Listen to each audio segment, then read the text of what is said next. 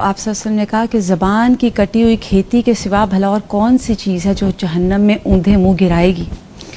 آپ دیکھیے کہ ایک زندگی ہمیں ملی ہے نا، اور میں بار بار ایک ہی بات کہہ رہی ہوں کہ وہ چیز جو ہم سب سے آسانی سے استعمال کرتے ہیں وہ زبان ہے، اور یہ وہ چیز ہے جس کی وجہ سے سب سے آسانی کے ساتھ شیطان ہمارے اعمال ہم سے ضائع کرواتا ہے.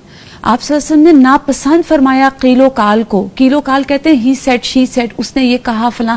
پھر آپ دیکھیے کہ یہ کیوں کہی گئی بات، کیونکہ زیادہ گفتگو اور کثرت جو زبان کا استعمال ہے وہ لیڈ کہاں کرتا ہے؟ غیبت، چغلی. اب یہ سارے وہ گناہ ہیں جو ہم جانتے ہیں کہ گناہ ہیں، حرام کے درجے پہ ہے غیبت. پھر اسی طرح چغلی، دیکھیے حدیث میں آتا ہے چغل خور جنت میں نہیں جائے گا. جی وہ آپ کو پتہ ہے نا، وہ جو قبر میں آپ نے عذاب سن رہے تھے اور آپ نے بتایا کہ یہ شخص کچھ اور نہیں کرتا تھا، ہاں چغل خوری کرتا. پھر دوسرا، دو لوگوں میں لڑائی کروا دینا کتنا کامن ہے. ایک سے کچھ کہا، دوسرے سے کچھ کہا، اور بڑوں کو تو چھوڑیے، سکولز میں بچے یہ کر رہے ہوتے ہیں.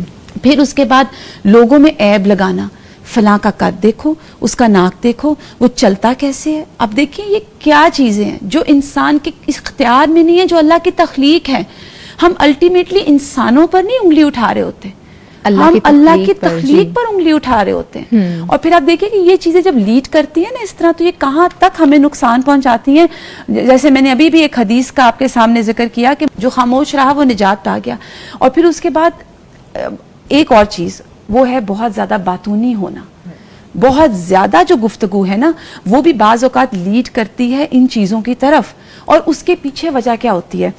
سیلف پروجیکشن، یہ بتانا کہ میں کتنا زیادہ جانتا ہوں، خود پسندی، ریاکاری، دکھاوا، تکبر، اپنے علم کا تکبر.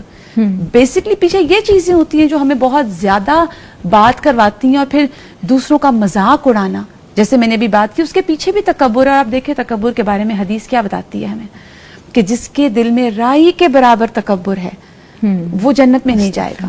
اور زبان کی بد احتیاطی کے پیچھے وجہ بھی تکبر ہے. نبی کریم صلی اللہ علیہ وآلہ وسلم نے فرمایا، بہت ڈرانے والی حدیث ہے، کہ ان قریب میری امت میں ایسے لوگ ہوں گے جو طرح طرح کے کھانے کھائیں گے، رنگ برنگ کے مشروب پیئیں گے، طرح طرح کے کپڑے پہنیں گے، اور گفتگو میں بد احتیاطی کریں گے، طرح طرح کی سواریوں پر سوار ہوں گے.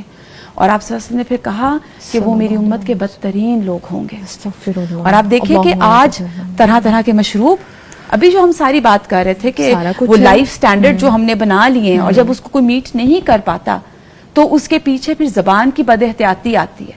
اور اگر یہ چیزیں جو میں نے ابھی حدیث کی آپ کے سامنے رکھی ہیں کسی کے پاس وافر ہوں، پھر کیا آتا ہے؟ وہ ریلیکس ہوتا ہے. پھر جب ریلیکس ہوتا ہے نا، پھر زبان میں زور آتا ہے، پھر وہ ہر ایک کی عزت کے ساتھ اس کو لگتا ہے کہ میں کر سکتا ہوں جو میں نے کرنا ہو زبان. اچھا، سوسائٹی میں دوہرا رویہ دیکھا جا رہا ہے کہ جہاں پر آپ کو کمزور انسان نظر آ رہا ہے نا، وہیں پر ہمارے الفاظ بھی سخت ہو جاتے ہیں. بالکل ایسا ہے. دیکھیے کہ زور ہمارا انہی پہ چلتا ہے نا جی، اور جہاں پہ آپ کو لگتا ہے کہ اسٹیٹس میں مجھ سے زیادہ ہے، پھر وہاں رویے بدل جاتے ہیں. اور منافقت کی نشانی ہے. تو کہاں وہ نرم رویہ کہاں سے آتا ہے؟ بالکل بالکل اسی طرح سے